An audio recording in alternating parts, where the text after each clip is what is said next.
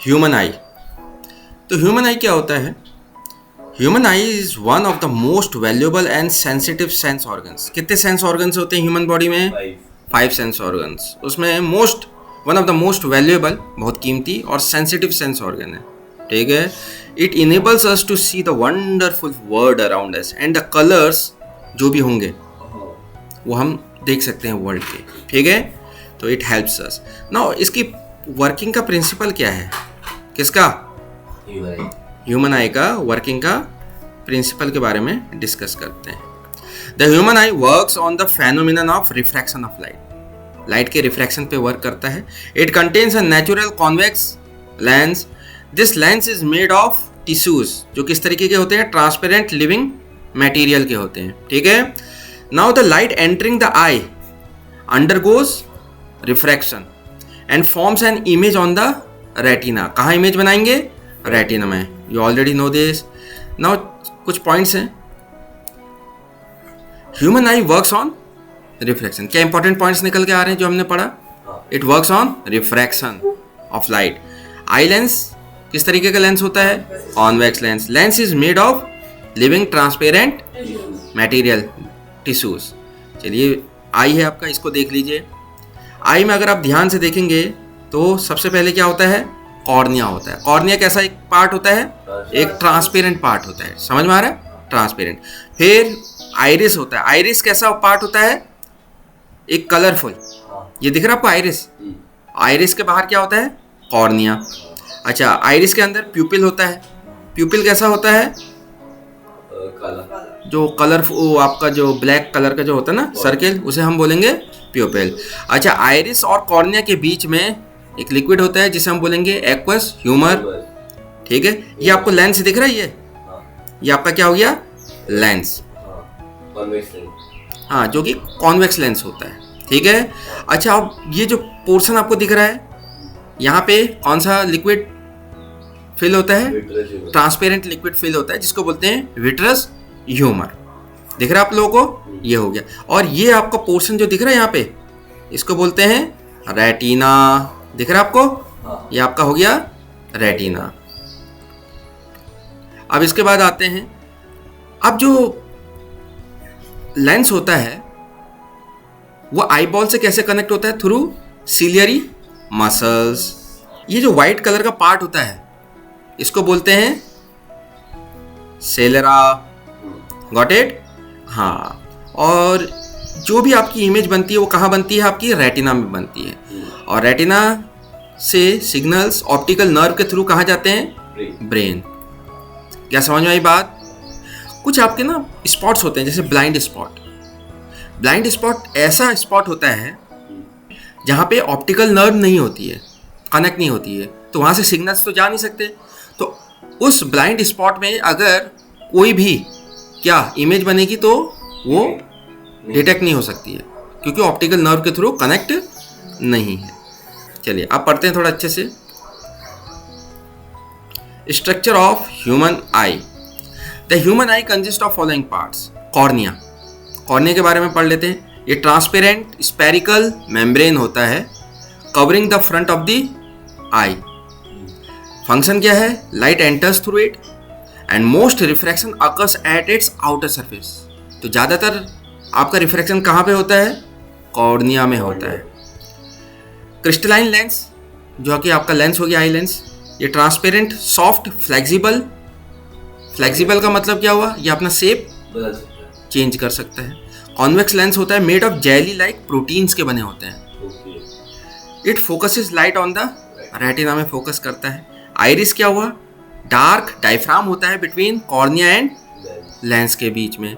It controls the size of the प्यूपिल। प्यूपिल का size को ये क्या करेगा? कंट्रोल करेगा, बड़ा या छोटा। Gives colour to the eye. ये कलरफुल होता है आइरिस, आपने देखा था। नाउ प्यूपिल क्या होता है? Small opening in the iris. Iris में क्या होती है? एक स्मॉल ओपनिंग, जिससे आपकी जो ब्लैक कलर का होता है ना सर्किल, उसी को बोलते हैं क्या? प्यूपिल। अब वो ब्लैक कलर का क्यों दिखता है? क्योंकि लाइट सारी उससे पास एंटर कर रही है लेकिन रिफ्लेक्ट हो ही नहीं रही है। समझ में आ रहा है? सारी लाइट को एब्जॉर्ब एंटर कर ले रहा है वो, तो इसका मतलब क्या हो गया? वो डार्क दिखेगा। It regulates the amount of light entering the eye. अब प्यूपिल छोटा हो जाए या बड़ा हो जाए, बड़ा होगा तो ज़्यादा लाइट आएगी, छोटा होगा तो कम लाइट। वो कौन कंट्रोल करेगा? Iris. It controls the size of the, उसका साइज बड़ा छोटा होता है।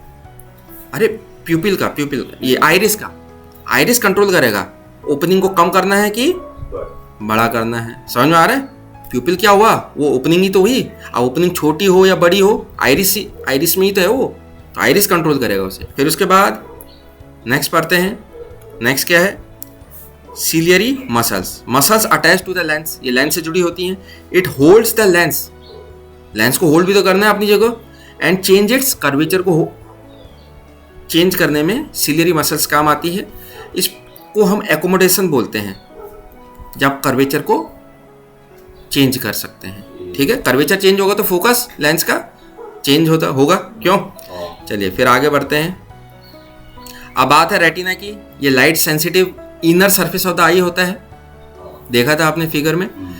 Image is formed here, it contains rods and cones, जो आपका शेप और कलर्स डिटेक्ट करने में काम आते हैं। ऑप्टिक नर्व क्या होती है? Nerve connected retina to brain. It carries किस तरीके के सिग्नल्स ब्रेन को भेजता है? Visual signals. ऑडियो सिग्नल्स नहीं भेजता है। ऑडियो सिग्नल्स कौन भेजते हैं? हमारे एयर, है ना। ये सिर्फ विजुअल सिग्नल्स भेजता है आई का जो ऑप्टिकल नर्व है। सिलेरा, ये टफ वाइट आउटर लेयर होती है, वाइट लेयर देखी थी हमने, वो सिलेरा है। It protects the I and maintain its shape, ये इसके फंक्शन हो गया। ब्लाइंड स्पॉट क्या होता है? Point where optical nerve leaves the eye, जहाँ पे ऑप्टिकल नर्व आई को लीव करके जाती है। नो रॉड्स और कोन्स आर प्रेजेंट, तो कुछ सेंस तो कर नहीं पाओगे। Image formed here is not detected. Aqueous humour क्या होता है? ये ट्रांसपेरेंट लिक्विड होता है बिटवीन कॉर्निया एंड लेंस के बीच में। समझ में आ रहा है? It helps focus light and maintain intra ocular pressure. Intra ocular pressure क्या होता है? ये जो फ्लूइड होता है हमारे अंदर, उसका प्रेशर होता है। हाँ, फ्लूइड प्रेशर को मेंटेन करता है। फ्लूइड जो होता है उसका प्रेशर मेंटेन होना चाहिए, तभी आपकी लाइट को फोकस किया जा सकता है। विट्रस ह्यूमर, ये ट्रांसपेरेंट जेली लाइक फ्लूइड होता है between lens and retina. It maintains eye shape and supports the retina को सपोर्ट करेगा। तो ये फ्लूइड भी आपका क्या करेगा? सपोर्ट करेगा। ये भी होना जरूरी है, क्योंकि फ्लूइड है तो फ्लूइड का प्रेशर होगा ही होगा, और फ्लूइड का प्रेशर मेंटेन रहना चाहिए। चलिए अब हम बात करते हैं डिटेल्स ऑफ ईच पार्ट, अच्छे से बात करते हैं। पहला है कॉर्निया। कॉर्निया क्या होता है? ट्रांसपेरेंट स्फेरिकल मेम्ब्रेन होता है। It covers the front of the eye, light enters the eye through it. Most refraction of light takes place at the outer surface of the cornea. Cornea के बाहर, है ना, outer surface of the cornea पे होता है most refraction. Remember, यहाँ से क्या चीज़ याद करने की ज़रूरत है? मैक्सिमम रिफ्रैक्शन कहाँ होता है? कॉर्निया में होता है। नाउ सेकंड है क्रिस्टलाइन लेंस। किस तरीके का लेंस होता है ये? कॉन्वेक्स। कैसा होता है? ट्रांसपेरेंट, सॉफ्ट होता है, फ्लेक्सिबल होता है। किसका बना होता है? Made of jelly like proteins. इसका function, it focuses light on retina. It changes focal length during accommodation. Accommodation में मतलब कर्वेचर चेंज होता है, तो उस समय फोकल लेंथ आपका चेंज करता है। कौन चेंज करेगा? लेंस ही करेगा ऑफ कोर्स। ठीक है, चलिए इसके बाद हम पढ़ते हैं आइरिस। डार्क डायफ्राम होता है, किसके बीच में होता है? Present between cornea and lens के बीच में एक डार्क आपका डायफ्राम होता है, जो सेपरेट करेगा आपको कॉर्निया को एंड आइरिस को, एंड लेंस को। ठीक है, इसको आइरिस बोलते हैं, कलरफुल पार्ट होता है। इसके फंक्शन क्या है? It control the size of the प्यूपिल, प्यूपिल का साइज छोटा या बड़ा कर सकता है। इट डिटरमाइंस कलर ऑफ आई, या आई का कलर भी क्या करता है? बताएगा। चलिए, now pupil, small opening present inside the iris. इसका फंक्शन क्या है? It controls amount of light entering the eye. Next, अच्छा, in bright light iris muscles contract हो जाते हैं, सिकुड़ जाते हैं जब ब्राइट लाइट होती है। प्यूपिल बिकम्स वेरी स्मॉल। जब भी ब्राइट लाइट होती है तो आंखें छोटी हो जाती है, समझ में आ रहा है? डिम लाइट है तो आइरिस मसल्स एक्सपैंड, उससे प्यूपिल बिकम लार्ज, प्यूपिल का साइज बड़ा हो जाता है। चलिए अब हम बात करेंगे सिलियरी मसल्स की। इसके फंक्शंस क्या है? It holds the lens in position, ये जुड़ी हुई होता है ना। It modify curvature of lens, lens के कर्वेचर को मॉडिफाई कर सकता है ciliary muscles. It helps in accommodation, focal length का साइज, फोकल लेंथ को चेंज करना है उसको एकोमोडेशन बोलेंगे। Retina, retina is the light sensitive surface है आई का। Image formation, the image is formed on the retina. Retina contains rod sales and cone cells होते हैं। रॉड सेल्स के बारे में पढ़ लेते हैं। इसका फंक्शन क्या है? It detects intensity of light, light की इंटेंसिटी कम है कि ज़्यादा, ज़्यादा ब्राइट है कि ज़्यादा डिम है। It detects brightness and darkness detect करती है। कौन से cells? Rod cells. It works better in dim light, dim light में ज़्यादा अच्छे से क्या करेंगे? काम करेंगे। कौन से सेल्स? Rod cells. अच्छा, they do not detect colours, ये कलर्स आपके डिटेक्ट नहीं करते हैं, ये सिर्फ ब्राइटनेस और डार्कनेस पता कर सकते हैं। कोन सेल्स के बारे में पढ़ लेते हैं। It detects colour, sensitive to red, green and blue colours, इनके लिए सेंसिटिव होता है। It works best in bright light में कौन सेल्स आपके अच्छे से वर्क करते हैं ब्राइट लाइट में, और डिम लाइट में कौन से सेल्स अच्छा परफॉर्म करते हैं? Work better? Rod sales. चलिए इंपॉर्टेंट पॉइंट, जो हमारे रॉड सेल्स होते हैं वो बहुत ज़्यादा अमाउंट में होते हैं compare to cone cells. Rod cells ज़्यादा होते हैं। Signal transmission, when light falls on retina, तो लाइट रेटिना पे जाएगी, इलेक्ट्रिकल सिग्नल्स है ना, ऑप्टिकल नर्व्स के थ्रू ब्रेन तक पहुंचेंगे। The brain interprets these signals को अच्छे से समझेगा and we see objects as they are, तो बिल्कुल जैसे ऑब्जेक्ट से सीधे खड़े हुए वैसे ही हमें दिखेंगे। अच्छा, ऑप्टिकल नर्व, ऑप्टिक नर्व क्या होता है? इसका फंक्शन क्या है? It carries visual information from retina to brain. अच्छा, सिलेरा क्या होता है? इट इज ओपेक, ट्रांसपेरेंट नहीं होता है, ओपेक होता है। फाइब्रस होता है, फाइबर्स के बने होते हैं। प्रोटेक्टिव आउटर लेयर होती है। It contains collagen and elastic fibres होते हैं। Also called white of the eye, eye का जो वाइट पोर्शन है वो क्या हो गया? सिलेरा। ब्लाइंड स्पॉट क्या होता है? Point where optic nerve leaves the eye, ये ऐसा पॉइंट है जहाँ पे ऑप्टिकल नर्व आई को छोड़ देता है, तो जहाँ छोड़ दिया तो वहाँ पे ऑप्टिक नर्व है ही नहीं, तो सिग्नल ही नहीं मिलेगा। नो रॉड्स, नो कोन्स इस स्पॉट पे नहीं होते हैं। Image formed here is not sent to the brain. ऐसे ही आपके वो भी तो होते हैं, ट्रक वगैरह हो गया, गाड़ियाँ वगैरह हो गई, उनमें भी तो ब्लाइंड स्पॉट्स होते हैं जहाँ पे ड्राइवर नहीं देख सकता है थ्रू मिरर, है ना। तो वहाँ पे अगर एक्सीडेंट वगैरह हो गया, अगर कोई बंदा वहाँ खड़ा है और ड्राइवर को नहीं दिखा तो नहीं माना जाता कि उसने एक्सीडेंट करा। समझ में आया? मर्डर कहाँ से बोलोगे? इंटेंशनली थोड़ी नहीं हुआ, ब्लाइंड स्पॉट पे आपको खड़ा ही नहीं होना है, वो देख ही नहीं सकता वहाँ पे। Aqueous humour, it presents between cornea and lens के बीच में। फंक्शन क्या है इसका? इट रिफ्रैक्ट्स लाइट, लाइट को रिफ्रैक्ट करता है। Helps focus image on retina, में इमेज को क्या करवाता है? फोकस करवाता है।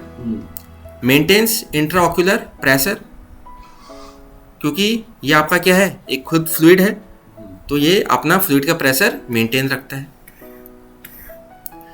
फिर क्या है? विट्रस ह्यूमर, ये लेंस और रेटिना के बीच में प्रेजेंट होता है। फंक्शन क्या है? जेली लाइक ट्रांसपेरेंट फ्लूइड होता है ये भी। It maintains shape of eye and it supports retina. आगे बढ़ते हैं। Now important notes. The iris regulates the amount of light entering the eye by adjusting the size of the pupil. तो light कितनी कम आए कि ज़्यादा, ज़्यादा ब्राइटनेस होगी तो प्यूपिल का साइज आइरिस क्या कर देगा? रेगुलेट करके छोटा कर देगा, तो लाइट कम जाएगी, लाइट कम एंटर होगी। क्या समझ में आई ये बात आपको? है ना। तो आइरिस रेगुलेट करता है the size of the pupil. The pupil appears black because no light is reflected back through it. Human eyeball is nearly कैसी होती है, स्पेरिकल बॉल शेप में होती है ह्यूमन आई। डायमीटर लगभग कितना होता है, 2.3 सेंटीमीटर होता है। ये कुछ पॉइंट्स हैं। चलिए फॉर्मेशन ऑफ इमेज की बात कर लेते हैं। Image formation occurs because of successive refraction. पहला रिफ्रैक्शन ज़्यादातर कहाँ होता है, कॉर्निया में। फिर उसके बाद बीच में फ्लूइड आ जाता है, वहाँ पे भी रिफ्रैक्शन होगा। फिर उसके बाद लेंस है, वहाँ पे भी रिफ्रैक्शन होगा। फिर उसके बाद क्या आता है, विट्रस ह्यूमर, तो वहाँ पे भी रिफ्रैक्शन होगा। तब जाके कहाँ पहुँचेगा आपका, रेटिना में इमेज बनती है। तो रिफ्रैक्शंस कहाँ कहाँ हो रहे हैं, कॉर्निया में, एक्वस ह्यूमर में, आई लेंसेज में, vitreous humour. Finally image is formed on the retina. क्या समझ में आया, इतना सारा रिफ्रैक्शन ही रिफ्रैक्शन हो रहा है। अब आपकी नेचर ऑफ इमेज, कैसा नेचर होगा इमेज का। The image formed on retina is real बनती है, इन्वर्टेड बनती है एंड डिमिनिश छोटी बनती है। इजी ट्रिक याद करने की, rid RID real, inverted and diminish. चलिए रेटिना एंड कलर विजन की बात कर लेते हैं। Colour of objects, rod cells, they respond only to brightness, darkness and intensity of light. They do not respond to colours के बारे में नहीं बताएंगे। ये सिर्फ आपको क्या बताएंगे, लाइट की इंटेंसिटी कैसी है, ज़्यादा ब्राइटनेस है कि ज़्यादा डार्कनेस है। Cone cells, it responds to which colours, red, green and blue. आपको पता है ये तीन कौन से कलर्स हैं, प्राइमरी कलर्स। इन्हीं के कॉम्बिनेशन से बाकी सारे कलर्स बनाए जा सकते हैं, क्यों। चलिए, तो different combinations of these colours enable us to see all colours. इनके डिफरेंट कॉम्बिनेशन से आप बहुत सारे कलर्स देख सकते हैं। आगे बढ़ते हैं। Now interesting facts. बीज, इनका जो रेटिनल कोन्स होते हैं of bees, they are sensitive to which type of light, ultraviolet light, which humans can not see. तो हम अल्ट्रावायलेट लाइट नहीं दे सकते हैं, लेकिन इनके जो कोन्स हैं, रेटिनल कोन्स, उनकी हेल्प से ये अल्ट्रावायलेट लाइट में भी देख सकते हैं। हम लोग नहीं देख सकते हैं क्योंकि हमारे कोन्स सेंसिटिव नहीं है टू अल्ट्रावायलेट लाइट। आगे बढ़ते हैं। चिक्स क्या होते हैं, वो चूजे। Chicks have excellent eyesight in the morning time because retina contains many cone cells and very few rod cells.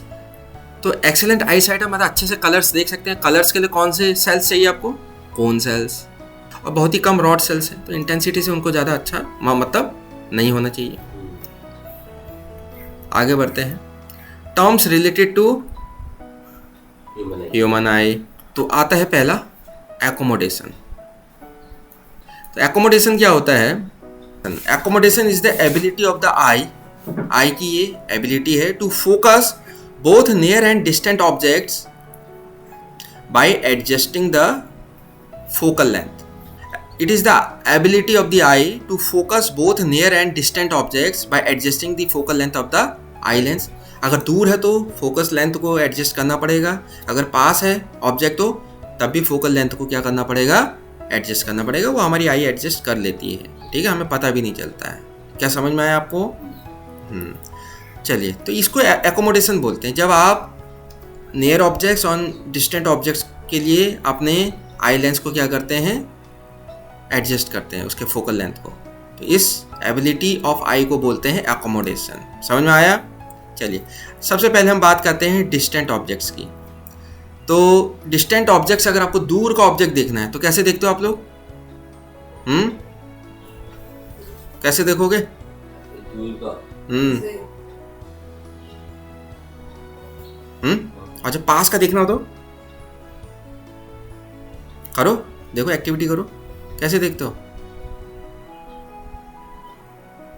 चलिए, तो जब डिस्टेंट ऑब्जेक्ट्स आप देखते हो तो सिलियरी मसल्स रिलैक्स हो जाती हैं, लेंस बिकम थिन। लेंस कैसा हो जाता है, थिन हो जाता है, पतला हो जाता है। कर्वेचर क्या हो जाता है, डिक्रीज हो जाता है। जो कर्व जैसा था अब डिक्रीज हो गया, क्योंकि वो क्या हो गया, आपका लेंस बिकम्स थिन, तो कर्वेचर अब डिक्रीज हो जाएगा। फोकल लेंथ क्या हो जाएगी, इंक्रीज। पहले ऐसे था तो फोकल लेंथ यहाँ था, अब ऐसे हो जाएगा तो फोकल लेंथ दूर हो जाएगा। क्या समझ में आ रहा है? हाँ क्योंकि आप बड़ा सर्किल बनेगा ना, तो सेंटर ऑफ कर्वेचर दूर होगा तो फोकल लेंथ भी दूर होगा। समझ में आया? तो डिस्टेंट ऑब्जेक्ट्स बिकम क्लियर। तब आपको अच्छे से साफ आपको डिस्टेंट ऑब्जेक्ट्स, दूर के ऑब्जेक्ट्स दिखेंगे। जैसे आप यहाँ देख सकते हो एकोमोडेशन फॉर डिस्टेंट ऑब्जेक्ट्स। तो डिस्टेंट ऑब्जेक्ट्स से कैसी रेज आती हैं? पैरेलल आती हैं, वो रिफ्रैक्शन हो रहा सारा, और आपका कहाँ तक पहुँच रहा है? हाँ, तो ये आपकी मसल्स होती हैं। दिख रहा है आपको ये वाली मसल्स, सिलरी मसल्स, ये रिलैक्स हो जाती है। रिलैक्स में ये फिर आपका थिन हो जाता है। कौन? लेंस। क्या समझ में आ रहा है आपको? लेंस थिन एंड इलोंगेटेड, लंबा हो जाता है। तो फोकल लेंथ आपकी क्या हो जाती है? बढ़ जाती है। फोकल लेंथ बढ़ जाएगी तो देखो, जैसे दूर से आपकी क्या आ रही है? रेज आ रही है। कहाँ पे हो रही है फोकस? इधर पे। कहाँ पे हो रही है? रेटिना पे नहीं यार, इधर पे। तो अब फोकस इधर, क्योंकि कर्वेचर क्या है? ज़्यादा है, फोकल लेंथ कम होगी, तो फोकस यहाँ पे होगी। समझ में आ रहा है? हाँ, तो हमें इसका फोकल लेंथ बढ़ाना है। फोकल लेंथ बढ़ेगा तो फिर फोकस कहाँ आएगा? इधर आ जाएगा, और रेटिना में ही आपको इमेज दिखेगी। क्यों? तो lens is thin and focal length क्या हो जाती है? इंक्रीज हो जाती है। चलिए अब इसकी बात करते हैं। फॉर नियर ऑब्जेक्ट्स, जो पास के ऑब्जेक्ट्स हैं, तो पास के ऑब्जेक्ट्स में सिलरी मसल्स कॉन्ट्रैक्ट हो जाती हैं। उससे लेंस क्या हो जाता है? थिक, दबाव पड़ता है उसके ऊपर, इट बिकम्स थिक। तो यानी कि सिलरी मसल्स कंट्रोल कर रही हैं। क्या कंट्रोल कर रही हैं? लेंस के शेप को। देख रहे हैं आपको? अब ये सिलरी मसल्स को प्रेशराइज कौन कर रहा होगा? फ्लूइड, अंदर का फ्लूइड होगा ना, विट्रस फ्लूइड वगैरह। समझ में आ रहा है? तो प्रेशर जरूरी है, उसी की वजह से तो ये सिलरी मसल्स प्रेशराइज होंगी और ये क्या होंगी? कॉन्ट्रैक्ट होंगी। लेंस बिकम थिक, कर्वेचर क्या हो जाएगा? क्योंकि आप थिक हो गए तो इंक्रीज हो जाएगा कर्वेचर। फोकल लेंथ डिक्रीज हो जाएगी, नियर ऑब्जेक्ट्स बिकम क्लियर। अब आराम से दिखेंगी, क्लियर दिखेंगी। ठीक है, तो यहाँ पे आपको दिख रहा है नियर ऑब्जेक्ट्स में जैसे बुक वगैरह हो गया, ये सारी चीज़ें आप देख रहे हो। तो डाइवर्जेंट लाइट रेज इस तरीके की होती हैं, और लेंस थिक एंड राउंडेड हो जाता है। उससे क्या होगा आपका? थिक एंड राउंडेड से क्या होगा? फोकल लेंथ, लेंस थिक हो गया तो फोकल लेंथ कम हो जाएगा। अभी जो दूर बनेंगी आपकी, क्या बनेंगी? इमेज, वो आप रेटिना पे बनेंगी। समझ में आ रहा? पहले क्या प्रॉब्लम आ रही थी? फोकल लेंथ छोटा हो जा रहा था। इसमें क्या प्रॉब्लम आ रही है? जब पास में है ऑब्जेक्ट तो फोकल लेंथ बड़ा होगा, तो उसके लिए छोटा होना चाहिए फोकल लेंथ। तो एडजस्टमेंट होता है इस तरीके से। समझ में आ रहा है? चलिए, ये CO2 गैस एसिडिक है क्या? CO2 गैस एसिडिक है? हाँ, एसिडिक है ये। कैसे एसिडिक है? CO2 को पानी में मिलाओ तो ये सॉल्यूशन में, जो पानी वाला सॉल्यूशन है, उसमें H पॉजिटिव रिलीज करता है, इसलिए एसिडिक हो गया। ये मेटालिक ऑक्साइड। तो मेटालिक ऑक्साइड जनरली बेसिक होते हैं। ये नॉन मेटालिक ऑक्साइड, ये नॉन मेटालिक ऑक्साइड से वो जनरली एसिडिक होते हैं। जनरली का मतलब है कुछ एक्सेप्शनल केस भी होते होंगे। ठीक है, चलिए अब remember table. Near objects ciliary muscles क्या हो जाएंगे?